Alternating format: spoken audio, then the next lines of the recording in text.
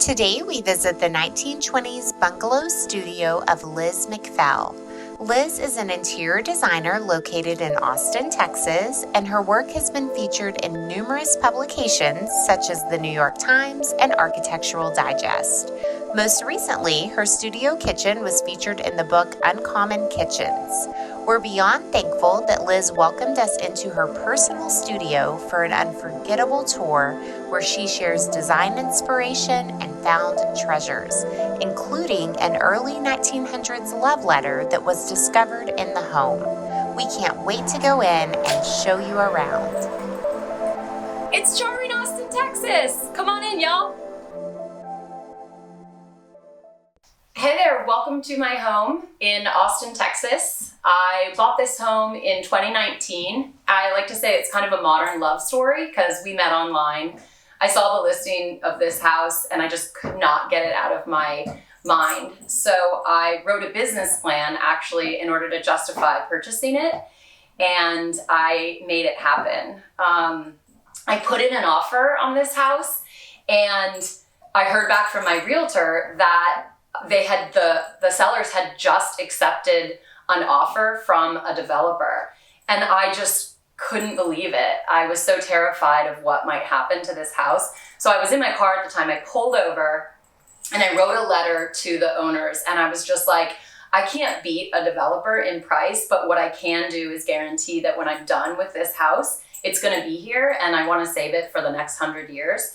So unbelievably, my realtor was like crying when she got the letter, but she sent it on to the owners and they accepted my offer, which is just pretty amazing. The family had owned this house for 70 years, so clearly they cared about it a lot, and it just shows so much integrity to saving a house of this nature that, not integrity too, but like commitment to saving a house, that they took my offer over a developer's. So I bought the house in 2019, and I want to show you around because what I did, mostly the house looked like this in terms of the bones, where you see stained wood and millwork detail. That's really just how it is. I actually didn't change a thing. I did a lot of work like shoring up the electrical, the plumbing. I put in 19 new piers, fixed all the windows, but I changed all the electrical fixtures, painted everything that was already painted,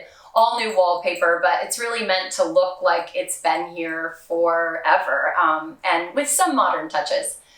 So right now I've been using the house as an office, and believe it or not, what really maintains the integrity of the structure of the house is that it's used as an office, because a lot of these old houses flow in really funny ways that would be somewhat difficult for the way we live as a modern families today. So using as an office has really allowed me to not make any structural changes and just allow this house to be exactly the way I found it, save a few cosmetic and critical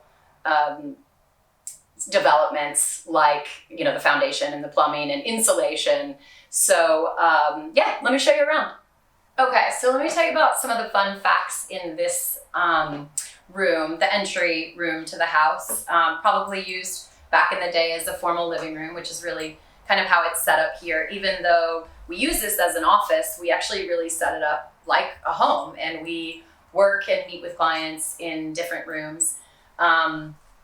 So some of the fun things here, like I said, all of the areas where you see stained wood and millwork detail are exactly how we found them. A super fun fact is that when I came into this house for the first time, the floors were covered with a green shag carpet. And when we pulled them back, we revealed this longleaf pine. And one of the coolest facts about it is that if you look at the floorboards unobstructed, the board goes from all the way from here to the other side of the room in one board. So they are 20-foot long pine floors, which is pretty incredible. 2-inch planks. And even the guy who came to restore them had been in the business, I don't know what he said, like 35 years or something. And he was super geeking out, like showing me the grain. Like, I love finding the craftsmen who want to help us save these homes, and they kind of like geek out on their respective trades as well. And it makes it really fun to sort of dig into, whether it's saving the windows or fixing the electrical or unearthing gorgeous long-leaf pine floors. All right, so in the dining room, again, this is probably how this room was traditionally used, and it's how we still use it. Behind the camera right now are 3 stained glass windows. I don't necessarily know if those were original to the house, but they've been there certainly a very long time, and they're all combined in with the millwork detail in front of it. So those kinds of things we just have left exactly as they were. You can see the beams, and this is a pretty classic detail in Craftsman bungalows. And again, I just left it exactly as we found it. I didn't do anything to the stained trim work, beams, or millwork. But what I did do is paint the ceilings, wallpaper, and shore up the floors and windows. So one of the fun facts is after I was able to do what I call a light reno on this house, meaning just fixing what I felt needed to be done and kind of leaving well enough alone, I actually invited the sellers back into the house, and they're in their 80s. He grew up in this house and moved in here. I think he told me when he was like 5 or 6. He even showed me which room was his. And it was really fun because when he came in this room, I could really see the nostalgia in his face. And he told me about how when he was a little boy, and the airport, which was not at Austin Bergstrom, it used to be off of Airport Boulevard, we were kind of on the flight path, the landing path, or whatever that's called, in this home. And so his grandmother had teacups lining all these shelves, and he said it was really common that the planes would come over and rattle the house and the teacups would fall over. And it was just really cool to hear, his story and his memories about this room. And, you'll notice that I put lots of things up on the ledges, probably somewhat precariously. I've got mirrors and art, some awards that we've won, as well as little trinkets. So anyway, it's kind of an homage to the way the matriarch of this house used to style it as well. Okay, so some fun facts in this room. I actually designed this table. The base is made out of 2 pieces that I found on Cherish, actually.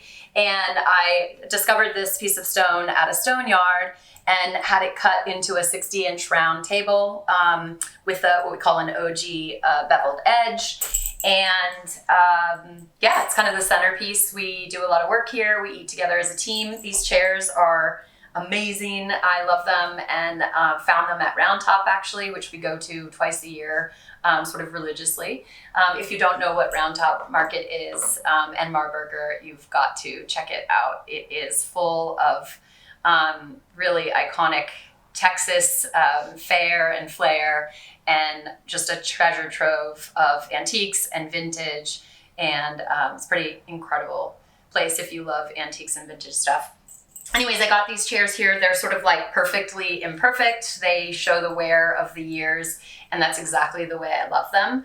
My mom was a interior designer as I was growing up, and she made these really beautiful homes, but sometimes it felt like the stuff was like a little bit too important and special. And so I really have harnessed the idea that the patina and the wear on things is part of the beauty of them. And so I kind of love stuff that doesn't look perfect. So when my family or my friends or my team, adds a little bit more patina to them, they only get better instead of being worried about stuff breaking. So one of the fun things about restoring an old house, and I think everybody thinks about this, is what are you going to find when you're renovating or doing some work, whether it's in the attic or underneath the house or in the back cupboard or like some secret compartment. I have yet to find a big stash of cash, which I've always hoped for, but I have found some really fun trinkets over the years from this house. It's just some really cool things. I love this old Kingston coffee cup, 100% pure coffee. I mean, it's just so cool and perfectly patinaed. Here's like an old spoon, silver spoon. There's kind of this doll. She's so creepy, but also amazing. I don't know if she was like a cake topper or someone's little toy. I also found this little donkey, I think it is. I mean, that's what people used to play with. Like, it's kind of sad, but also amazing. And then, there's just like a lot of treasures, old things, some old glass. But the greatest thing I've ever found is this letter. And it's a letter that's only a half of a letter that Earl sent to his love, Alma. And it's ripped in half. So I'm not really sure how Alma received the letter. And we can't really read the entirety because it's cut off. When people were working on the house, I found this first, and then I offered anybody who could find the other half of the letter a cash reward. However, nobody ever found it, so I'm thinking Alma may have burned it in 1901. I also have the envelope with it, so that's how I know the date. But anyways, basically Earl is asking her why she won't respond and really requests the honor for her to grant him the opportunity to call on her. And it's pretty incredible. So those are some of the fun things that I've found over the years unearthing these amazing old homes. All right, welcome to the kitchen. This kitchen's fun because it's probably the most charming and vintage part of the house. Today kitchens have so many, appliances and built-ins and all of these newfangled devices that, really make up a modern kitchen. And I really didn't change that much in this kitchen other than the aesthetics. There's the original O'Keefe and Merritt stove, which I love.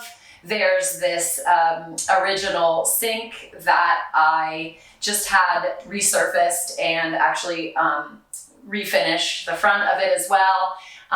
In here is just a simple Smeg fridge, which is, probably not sufficient for the average family, but because right now we're using it as an office, it's totally sufficient and fits in this tiny little spot in the kitchen. The millwork and the cabinetry in here is pretty much how I found it. It was not this color, and I had custom doors in glass and stained wood, fabricated with new hardware. The floors are actually not original. A lot of people think they are, but they were specifically chosen to make you think that. So very appropriate to the period. They're actually marmoleum, which is an incredible material, and charming and very efficient, easy to clean, and easy to keep looking really great, scratch resistant, and lots of incredible properties that make it a great material for a retro kitchen. The colors are pretty non-traditional. The red and black is a tribute to my paternal grandmother, whose family company was a coal shipping company on the Great Lakes, and the logo that they had was red and black. So the colors that I chose are a tribute to her and the family that in some ways allowed me to make this purchase. So another fun fact about this kitchen is that it was recently featured in a new book by Sophie Donaldson called Uncommon Kitchens, and it's really a tribute to kitchens done in an unconventional way, not necessarily ascribing to all of the regular practices that we're often seen with new kitchens. And in my case, I think what's fun about this kitchen is that it, has the stove and the fridge, and as you can see, a microwave, a toaster oven. I had to add a disposal to the sink because that's kind of a modern convenience that I can't do without. But that's it. It's pretty simple. And one funny story is that when the cabinet maker was working on the cabinets and the doors, he called me, and we've worked together for years, and he called me and he said, "Liz, I think we've got a problem. There's no way that I have the right color for these cabinets." And I was like, no, actually, that is correct. So yes, I did intend to do a mauvey pink with red and black floors. Not a super traditional approach to kitchen colors, but I'm really pleased with how it turned out. I think that's what makes it fun and unique. So here's the book. It's pretty cool to have the kitchen featured. Sophie reached out to me and just asked if she could include this kitchen in her book, and I was pretty honored to have that. She titled it Very Vintage, No Dishwasher, No Apologies. And that is true. We do the dishes by hand, and I can tell you it's fine. One of my favorite quotes in the book is, if I may read it, Sophie says, "Some people exercise or read or travel, but house is also a hobby, and it's never done. No one ever says, okay, I'm done reading. If it's a passion, you're constantly doing it. So there's no destination, there's no end goal." And I think that's super true of kind of the ethos for me of this house and the projects that we work on for our clients, as well as how I live in my own home. I'm not trying to get to a finish line.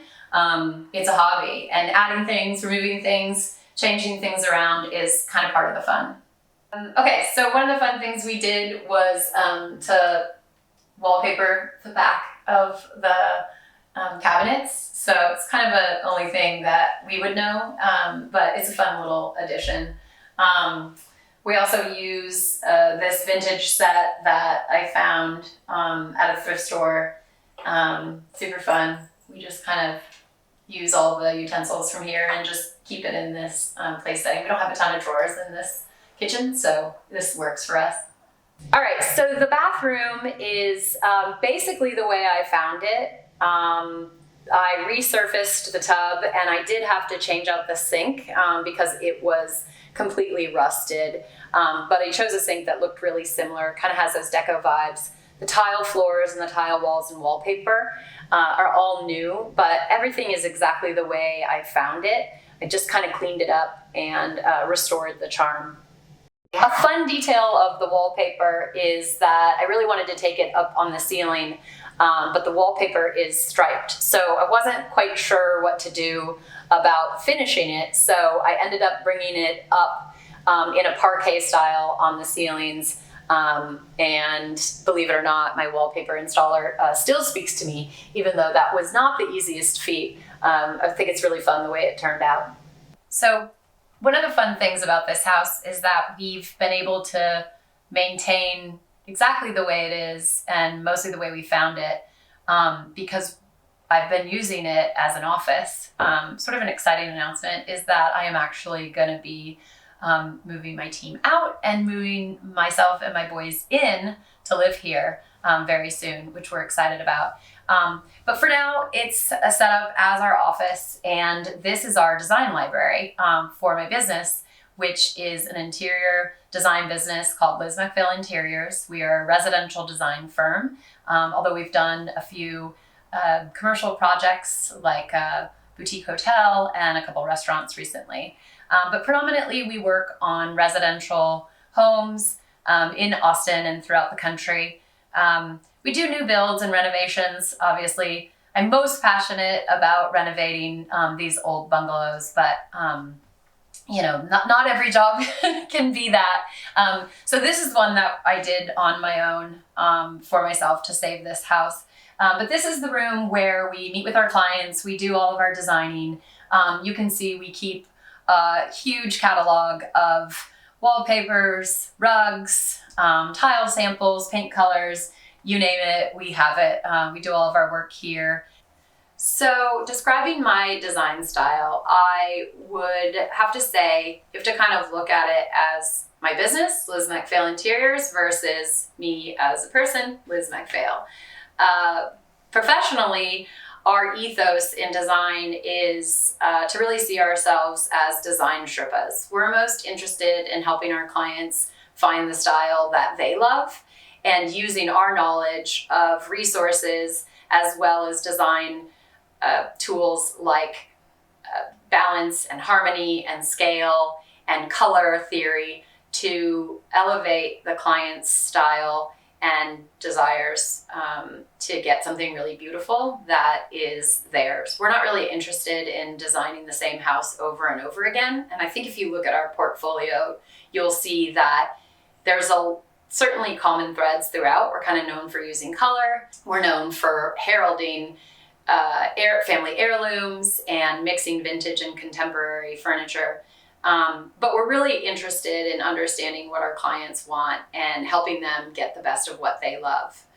Personally, my design style is definitely a mix of provenance, periods, and all different styles. I wouldn't say I have one thing. I think being in this business, you sort of learn to love a lot of different elements of design, history, antiques.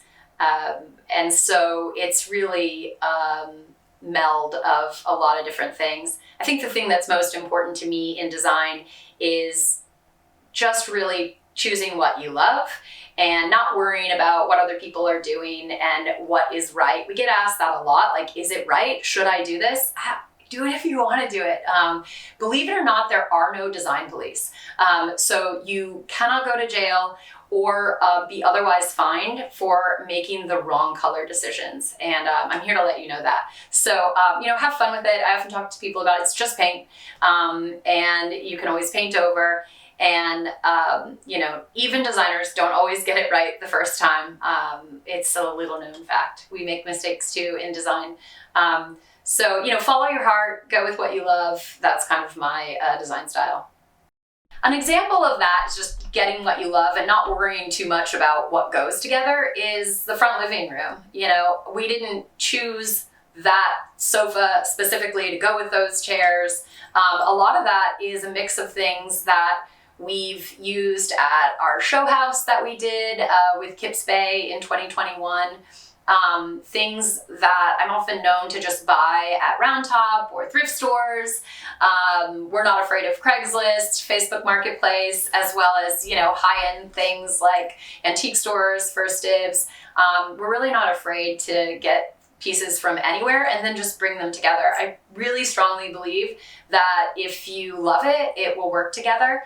I think the biggest rules that you have to follow within that is that, you've got to organize the space in a way that functions for you, for your family, and for the room. And the most important things are sort of balance and scale and harmony within those. But for the most part, I think if you just keep buying what you love, you're going to be fine. I think my favorite thing about living in Austin is just the entrepreneurial, creative nature of the city. Between the accessibility to the arts at the Blanton Museum and Laguna Gloria, to some of the culinary arts that we have here in Austin, which are incredible. Going out to dinner here in town is just the most fun thing, and we can talk for a long time about where we're going to go because there's so many great places to choose from little hole-in-the-wall mom and pop Mexican restaurants to some incredible James Beard winners, as well as amazing food trailers. The options are endless. So I think it's just the entrepreneurial spirit of this town was really what drew me to it. And it's not as if I moved here actually to start my own business. My original degree is in economics and finance, and I was actually working in marketing when I started studying design. And I came to Austin for marketing, working for a big firm here in town, and was kind of studying design in the evenings. And then when I had little kids, that's what I was doing in the evenings and during nap times. And then I ended up, starting my own business, which was about 12 years ago. I think what's awesome about living in Texas is there's a lot of things that help support small business owners like myself. And you can really thrive as a business here in Austin. And I'm really grateful for that. There's just a fun mix of people. The design styles are really eclectic and so much opportunity for growth. So as a firm, we just embarked on our first non-residential project. We worked on restoring an old 1901 boutique hotel out in Kingsland, Texas, called the Antlers Inn. And it is just incredible. It's a 6-bedroom suite that was built in 1901. We redid all the bathrooms and bedrooms as well as the lobby. Also connected to the hotel are two restaurants. One is Hooper's, named in tribute to Ian Hooper, who was the director of Texas Chainsaw Massacre. And why, you ask? The reason it's named that is because the restaurant is in the original home that was used to film the original Texas Chainsaw Massacre film. So it's an incredible Queen Anne home that has been restored, and we were really fortunate enough to be a part of saving that home and turning it into Hooper's restaurant. And we really maintained the charm, and as well as an appropriate tribute to the iconic movie. The new restaurant is going to be opening in the next few months, and it's called Junction Grill. It'll be out there as well, and can't wait for you guys to check it out. There's some really cool vintage nods, including a stained glass bar facade and some really cool features. Bye, charming Austin, Texas. Thanks for stopping by. Thanks so much for joining us on our charming Austin, Texas home tour. Check out the list of links featuring some of our favorite items from today's tour, and please make sure to like and subscribe for more content.